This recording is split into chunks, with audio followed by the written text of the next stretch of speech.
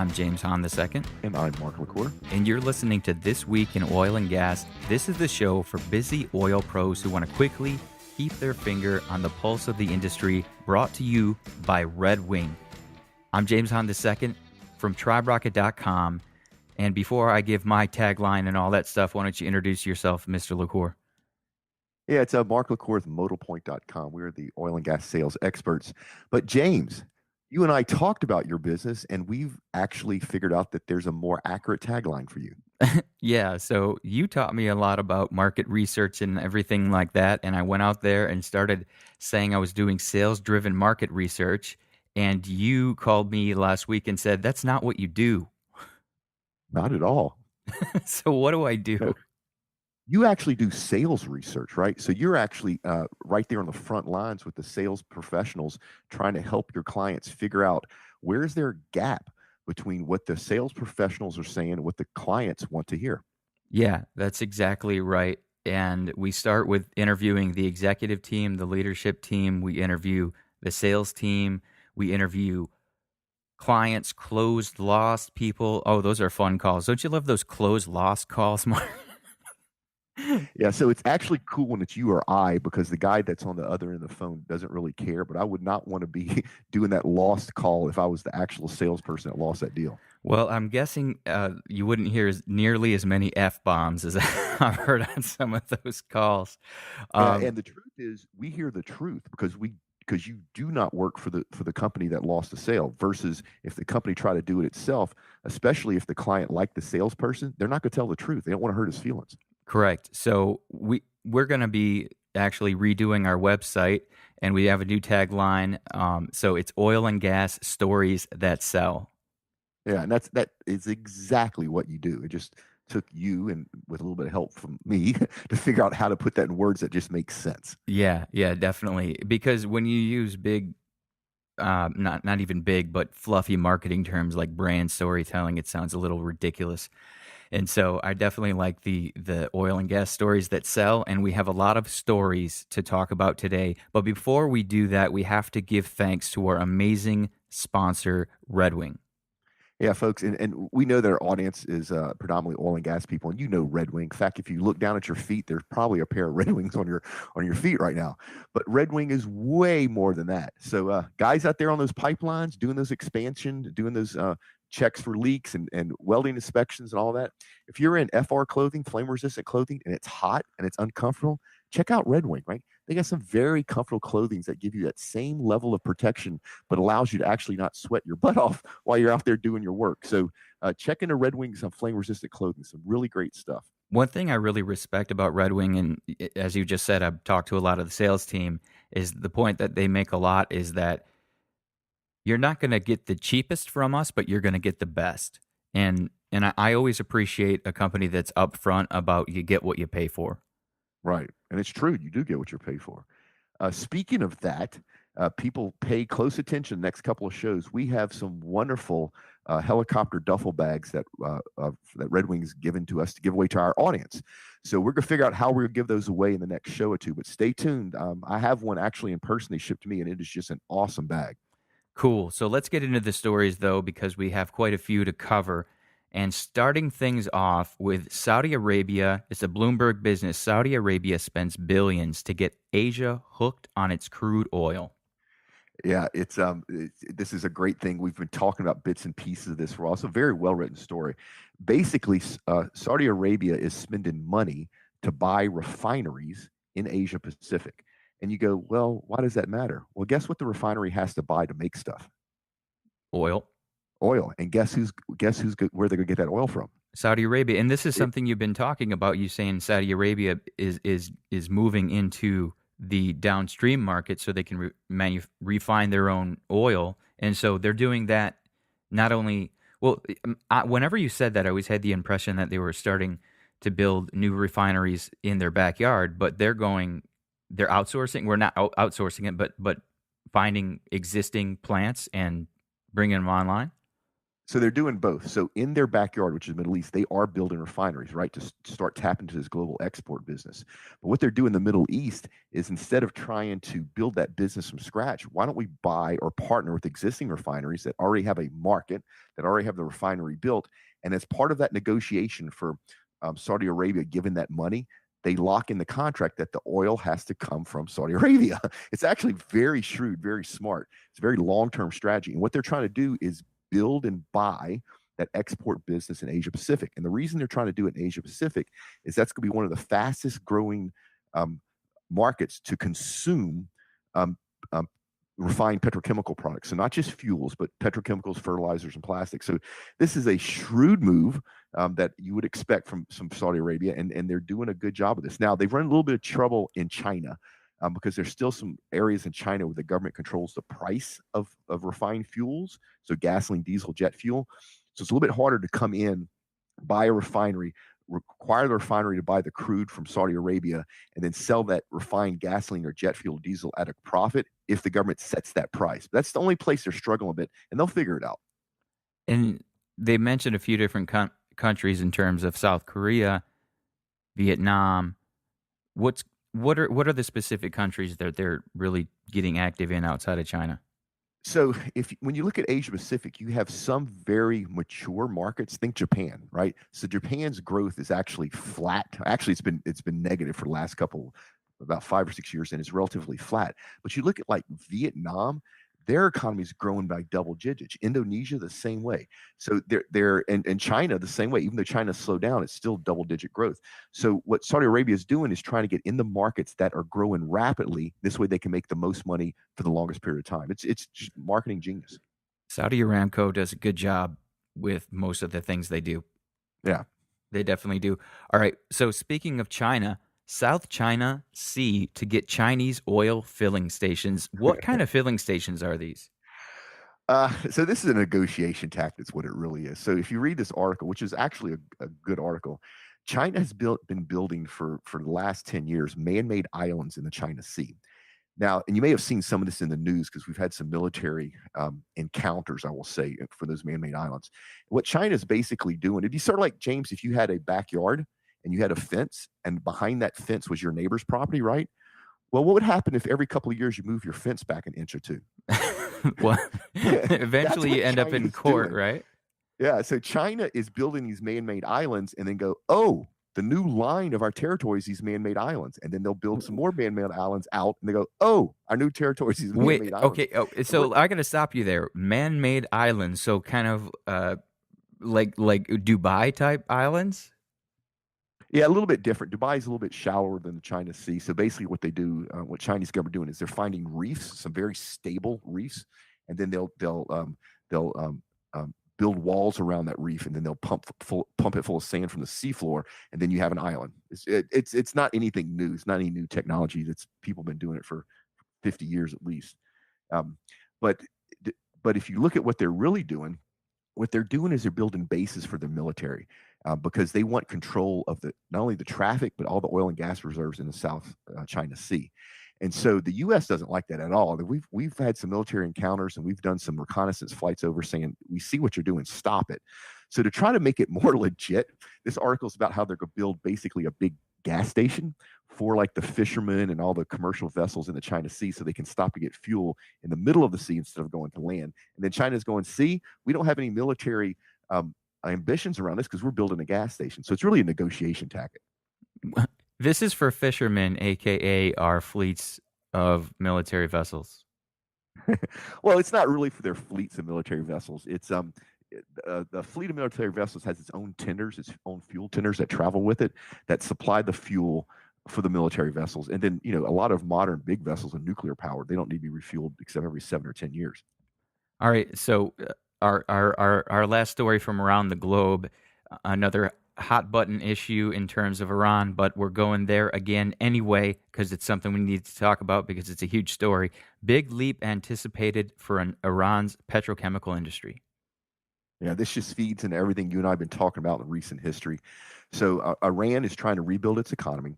It's infrastructure. It's sitting on some very recoverable, very high quality reserves, but they can't get it off the ground and move anywhere because basically there's been war there for so long that all the infrastructure has been destroyed. In order to build that infrastructure, they need foreign investment. And this article is talking about how there's foreign investment ready to start building the infrastructure to start refining goods and being able to export. So once again, here's another country that's sitting on oil and gas reserves that sees that export market as being profitable, and so they're going to try to jump into it because they have good reserves sitting in their backyard. I'm used to hearing things in terms of barrels of oil per day or MCF, things like that. And the line here says he said the country's petrochemical production will be boosted by 4.5 million tons in the current calendar year. Are petrochemicals measured in tons? Yeah, it depends on what their state is, whether they're solid or liquid. So solids, things like styrofoam, butyl, nylon, is going to be petrochemicals will be measured in tons. Things that are liquid, methanol, ethylene, um, butanol, that sort of stuff will be measured in gallons or liters. In that case, is this a reflection of the type of petrochemical industry that exists in Iran or will be coming? Yeah, you might think so by the way they phrase that answer, but let me just kind of feed you something else. If you read this whole article, you can tell there's a bit of a marketing spin to this, and I love this. So their deputy managing director, Mosammed Hassan Fifidina, said, here's his quote: Iran is the safest country for investment in the region. Now, I don't care how much you know about geopolitics. If you looked at the Middle East right now, I do not think you would pick Iran as the number one safest country for investment. So you can tell there's a bit of a marketing spin to this. Well, they got to get the money in there somehow. So so hats off to him for his blatant Put it out there. just putting it out there, baby. Speaking of geopolitics, bringing it home to America, this is something we've been talking about, something we've been hoping will happen, and there have been some headlines in the past, but they've been about the House. So this is the first one I'm bringing on the show because it looks like it might be legit. Congress reaches fiscal agreement that ends U.S. oil export ban. Yeah, James, you know what? I really, really hope this goes through. This is, I've spoken in the past about how our politicians here in the U.S. don't actually make concessions anymore. If you read this deal in detail, which I have, which is the actual deal is not listed in this article, but the article hits the highlights. It's actually real good, old-fashioned U.S. politics where both sides made concessions. So basically, the Republican side of the House wants to lift the export crude ban, which is a great thing for everybody. And the Democrat side of the House wants to increase its subsidies for renewable fuels and solar. And so I think it was a fair concession. I feel good about this. I think it's going to pass. One of the things that both sides are worried about is their constituents having retail gasoline prices go up because of this. What they don't understand is that's not going to happen. If gasoline goes up, it goes up for its own market reasons.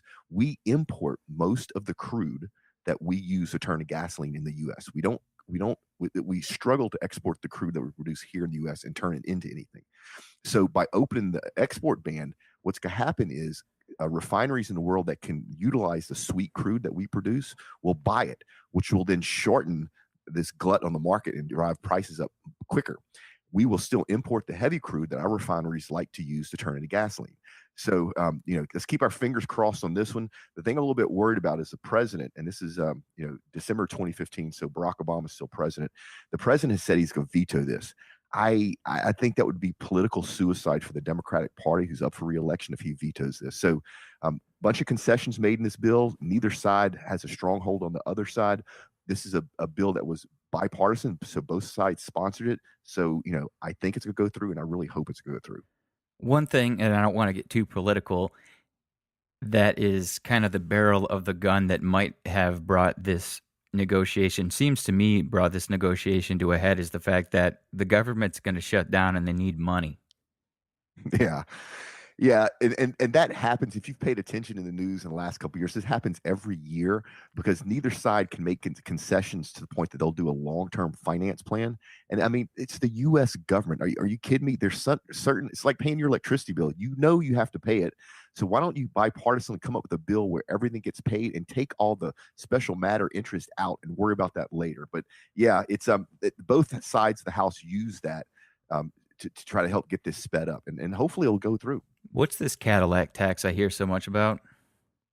Yeah, it has to do with the The affordable, Obamacare, which yeah, apologize for saying that because that's not the politically correct term. I can't remember the Affordable Care Affordable Act. Housing Care Act. That's what it is. Yeah. So basically, the people at the high end of the Affordable Care Act have to pay a tax that the people on the lower end don't. It's called the Cadillac tax. And so the Republican side of the House have said forever that's not fair. I mean, it's just not, and they're right.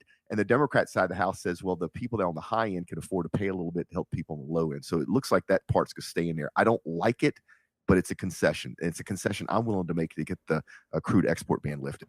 So as soon as we get this, in my mind, good news, I didn't read too much. I just scanned it, but it seemed to be a bit of a pushback. So I wanted to give a full spectrum of the views here, and this is specifically from the Advocate, which is a Baton Rouge, New Orleans, Acadiana. No, Acadian, yeah. Acad- Louisiana U.S. consumer could see dampened benefit from lifting oil export ban. What is this guy trying to say here? So Louisiana right now is under a Democratic government. So if you take that and think about lifting the export ban, what this guy's basically saying is that the export ban is not going to really help. Lifting the export ban is not going to really help anything, and it's probably going to drive the cost of gasoline up, which is going to hurt the consumers in Louisiana. And he's wrong. He's just wrong, pure and simple. He doesn't understand that the crude that we produce in the U.S. we struggle to refine. He doesn't understand that most of the crude that we refine to gasoline, jet fuel, and diesel comes from imports, predominantly from the Middle East and Canada, because we want that heavy crude. He doesn't understand that the price of gasoline is not directly tied to the price of crude, although there is a relationship. There's a bunch of constraints in the market. There's seasonal differences. So this is somebody writing an article trying to show something, but it's really driven by a political slant. Got it. What is maybe just one factual thing that we could pull out that we could say, yeah, he got this wrong? Yeah. So one of the things here he's talking about, he's saying that the claims that removing the ban will increase U.S. energy production, and he doesn't think that's true. Are you kidding me? If you're a fracker right now and you're getting $35 a barrel, and if we lift the export ban and you can sell it to Mexico for $70 a barrel, you don't think that's going to increase energy production? Dude, have you ever been in the oil field? Don't think so. Right. And I really appreciate the way he says the American Petroleum Institute, an industry lobbying group. I'm just going to move on from that story, but it's always funny when they throw that in there because, of course, API isn't credible because they're a lobbying group. Well, they're this. I mean, you and I go to their meetings. They're way more than a lobbying group. That's part of what they do. Part of what they do is make sure everybody's safe in the world. Offshore. If you go offshore, anywhere, and that mud pump has some API certification. The guy that's actually handling the jib, he had to go through some API certification course. The soap that you wash your hands with is API certified. So it's way, way, way more than just a political lobby group. Yeah, and it's a networking group. It's a family almost, and so It's a way to give back. I mean, I teach on Thursdays. I teach at my local high school. I teach biology through a grant by the API, right? With some help from the SPE. We've stood up. We most of our money goes to scholarships for underprivileged kids, right? We had stood up trade schools in some really horrible high schools so these kids would have a future. So yeah, we're way more than a lobby group. way more. All right, so moving on to a little business talk.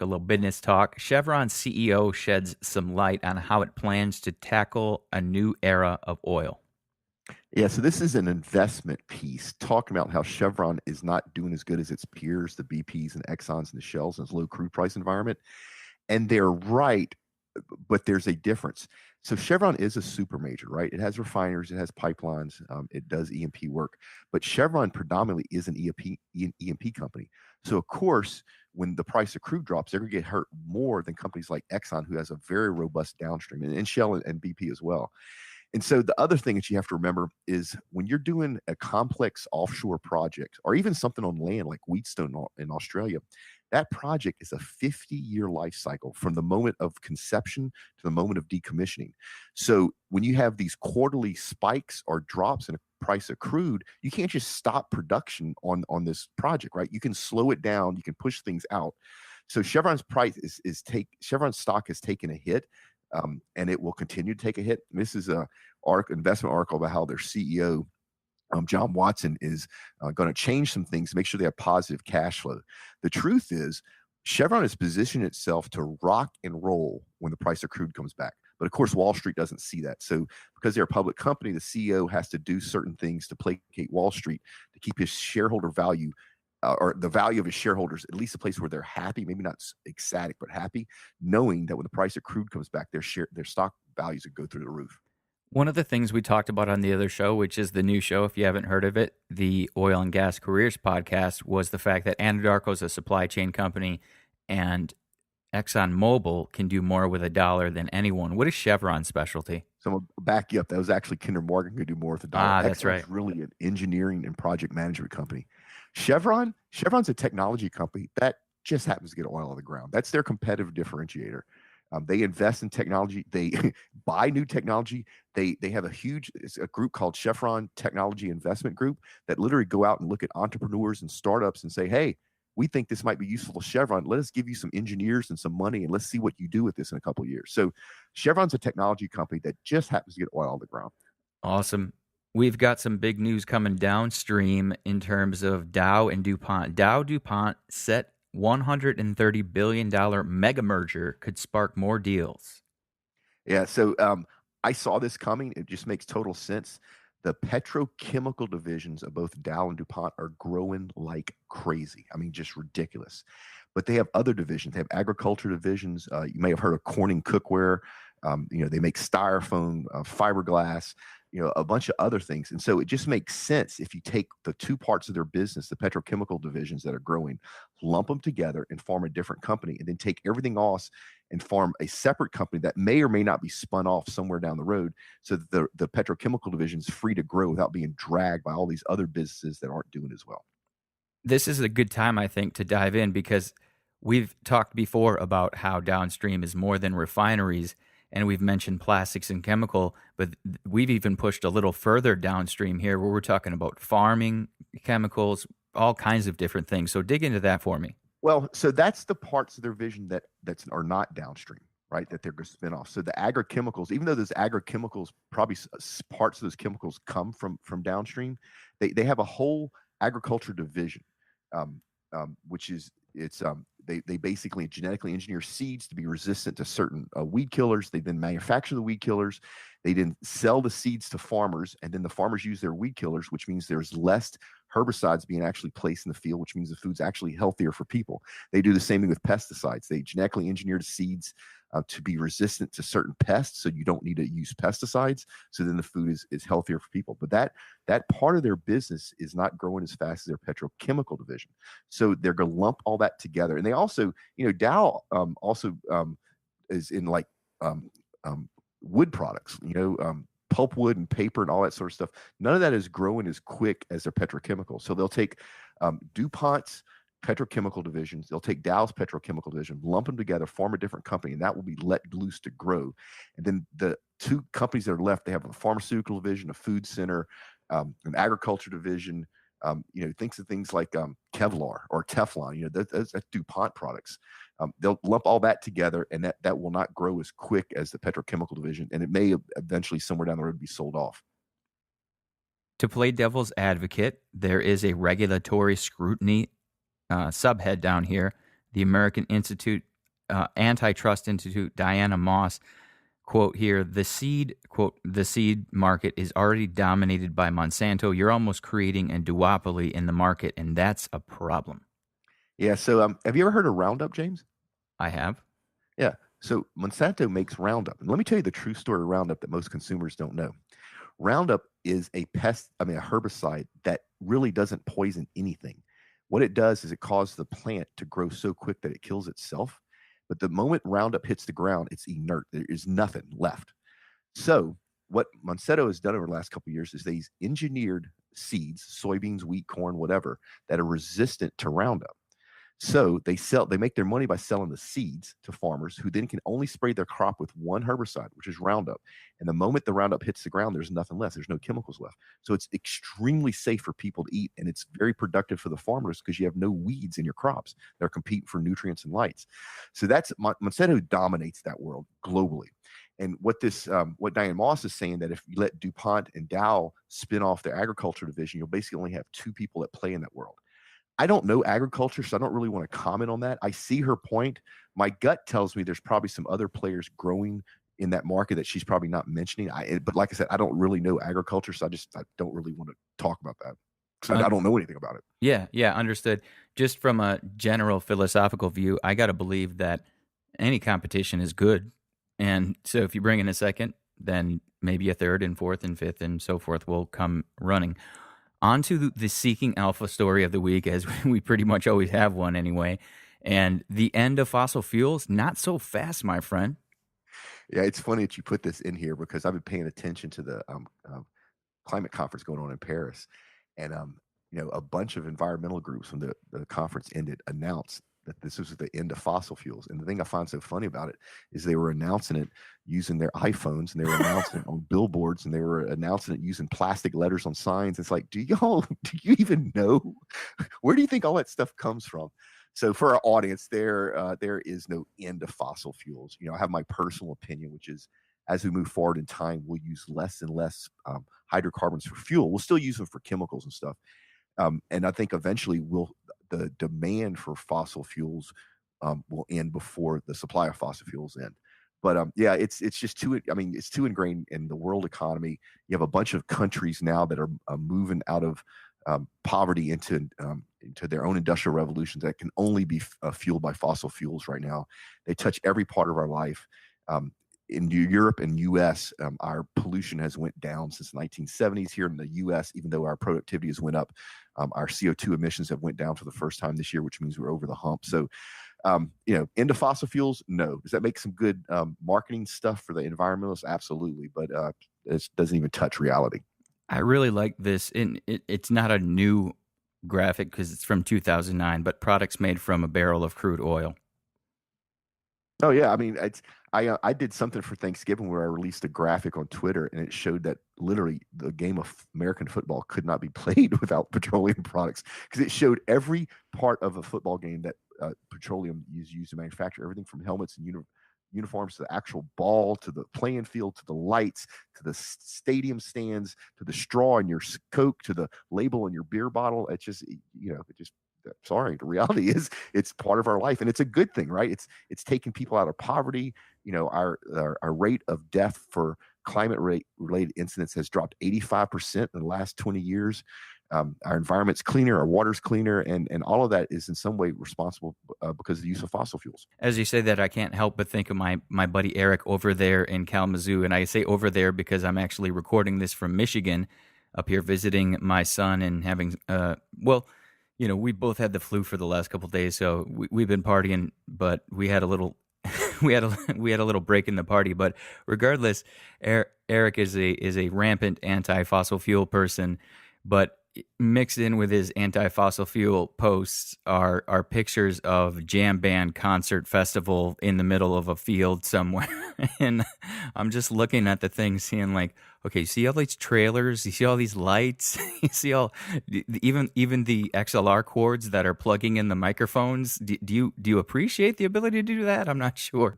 Not only that, but think about wind energy. Think about those blades and those wind turbines. Those blades could not exist without the composites from the oil and gas industry. The wires that carry electricity down that tower out into the grid are insulated with insulation made from oil and gas industry. The circuit boards are made from plastics and oil and gas. I mean, literally, wind power could not exist in the U.S. without the oil and gas industry. People just don't get it. Yeah, we win. All right. Speaking of winning, I should say, restructuring practices staff have grown amid oil downturn. So always want to put a spotlight on something that's grown in a downturn. Is this a good or a bad thing? It's neither. It's just a business opportunity. And it was interesting you put this in here because the last couple of days I've been watching what's going on here in the U.S. with the low crude prices, and I'm watching a lot of the smaller operators. They're only able to make enough money to pay the debt on their interest, not actually. I mean, I'm sorry, only pay the interest on their debt, not actually pay the debt down. And I started thinking, it's like, is this going to create a distressed debt market in the financial sector in the U.S. for the oil and gas industry? And if you read this, it could be that's what's actually happened. So basically, other businesses are profiting off the misfortune of the upstream operators here in the U.S. And And I say profiting, it's not a bad thing, right? If you need to restructure, if you need to declare bankruptcy, you need the help of bankers and financial analysts and lawyer if you're a big company. And of course, those guys need to get paid. So, you could look at this and one way and say, these guys are prospering over other people's misfortune. But no, it's just a business opportunity for somebody to come in. And this is talking about several firms that are growing, that are hiring people to help these people restructure. So, it's actually creating jobs. And nobody wants to see people get laid off. I mean, I don't. And nobody that's in the oil and gas industry likes to have oil below $40 a barrel. But, here's a good example of where there's a play in the market that was that, came out of nowhere, and people are filling that hole and are making money off of it. Well, and not only that, but you guys say, oh, they're profiteering off of people's. Well, a lot of those people made some pretty, I don't want to say bad decisions or pretty bad decisions, but when it comes down to it, a lot of companies got over leveraged. Yeah, and these companies aren't trying to put you out of business. In fact, if they do their work well, they'll keep you in business. Now, you may shrink by 50%, your credit rating may be downgraded, but you'll still be here. Even the guys that were over leveraged, right? If they get into the stressed debt market and people are willing to finance them, then they can keep their business afloat. And then hopefully they've learned so that 10 years from now, when the next downturn happens, they don't find themselves in this position again. All right, we're gonna have to cap with this one because it has 183,000 likes on Facebook, 27,000 shares. I was even seeing people far outside of the oil and gas industry, far outside of Texas, sharing this story. It's just a good news story to close on here. Houston company gives every employee $100,000 Christmas bonus. Yeah. Now that sounds that sounds like somebody's not running good business. It's the exact opposite. Hillcorp is a great corporation. And so what they did this a few years ago, maybe 5 or 6 years ago. They basically looked at all their employees and said, look, we have certain goals as a company. If we hit the goals as a company, I will give everybody X. And I actually think it was a car. The CEO did the same thing for this year, right? He said, okay, here's the deal. We have goals. If we hit our goals, I will give everybody $100,000. And he did. They hit their goals. And so literally every person from the receptionist, to the senior engineers got an extra $100,000 at the end of the year. I mean, does it get any better than that? Do you know any other industry where the CEO would commit to that and then actually write all those checks for $100,000 each? I think this is awesome. Those evil 1%er oil fueled, fossil fuel evil men giving out $100,000 to the secretary. I freaking love it. I absolutely love it. All right, we've got the Onion of the Week in here, which is the Onion had their annual year 2015 best stories, and this. I just love all the ways that they can manipulate Joe Biden's face to look in all kinds of different nefarious ways. So Biden worries legalized weed in D.C. will cut into his business.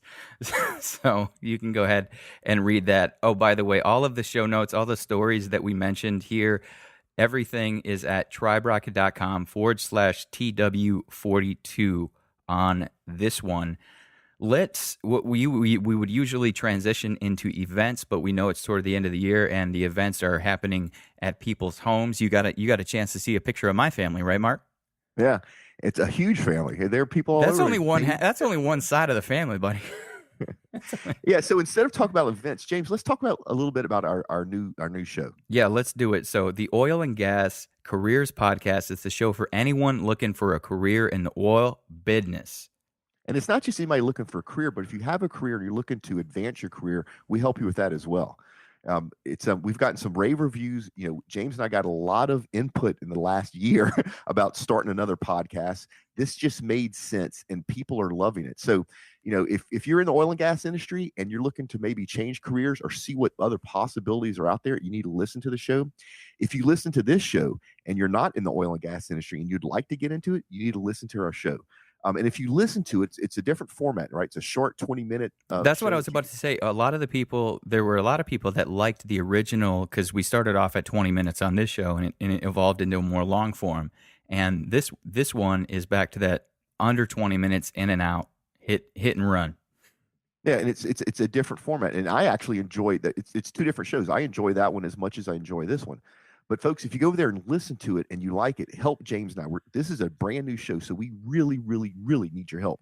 Take the minute and a half and give us a review on our new show.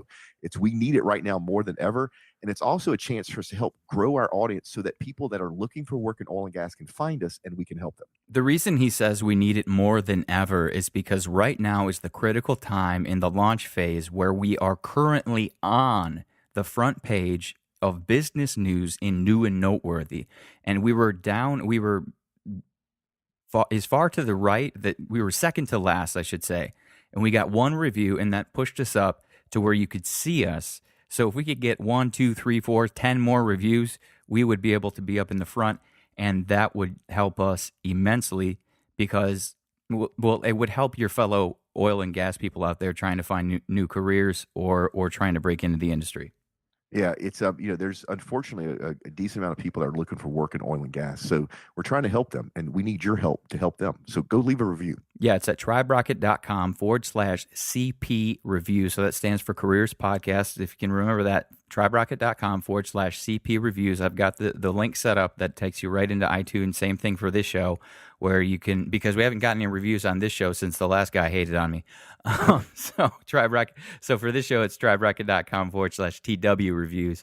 But if you could help us out on the new show, that would be awesome. Mark, we have a LinkedIn group. Yeah, so if you enjoy the show, we have something that you'll enjoy almost as much as, maybe not more, is we have a LinkedIn group. It's basically a sister companion to this show.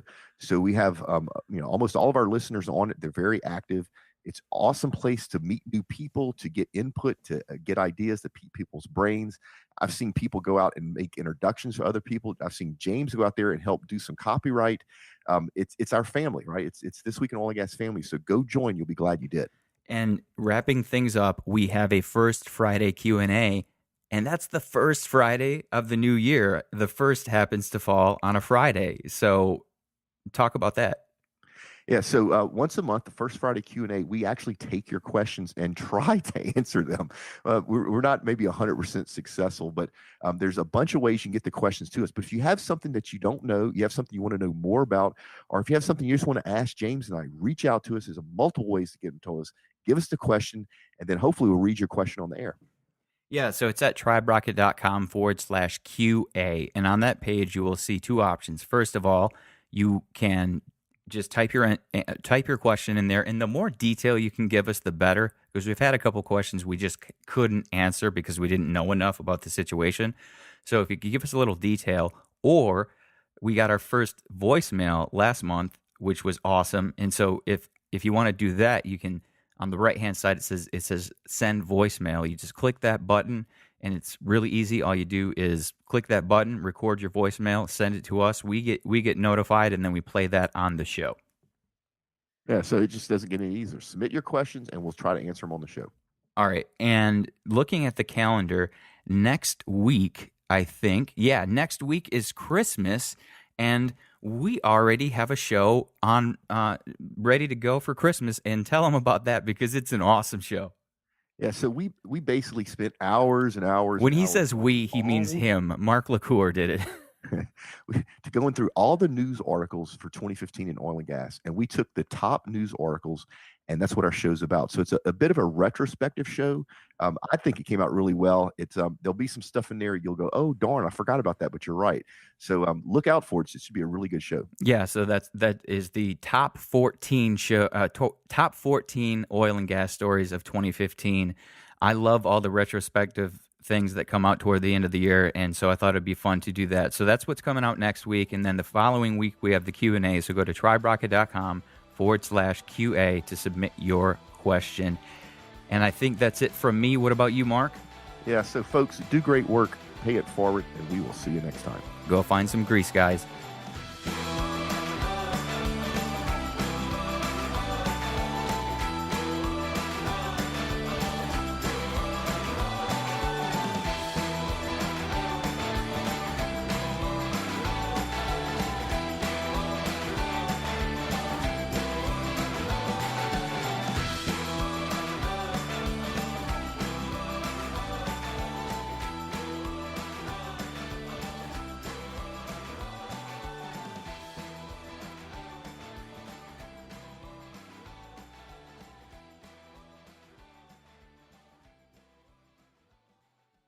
Oh wow, I was just about to go ahead and say that. Damn it. Whew. We can do it all over if you want.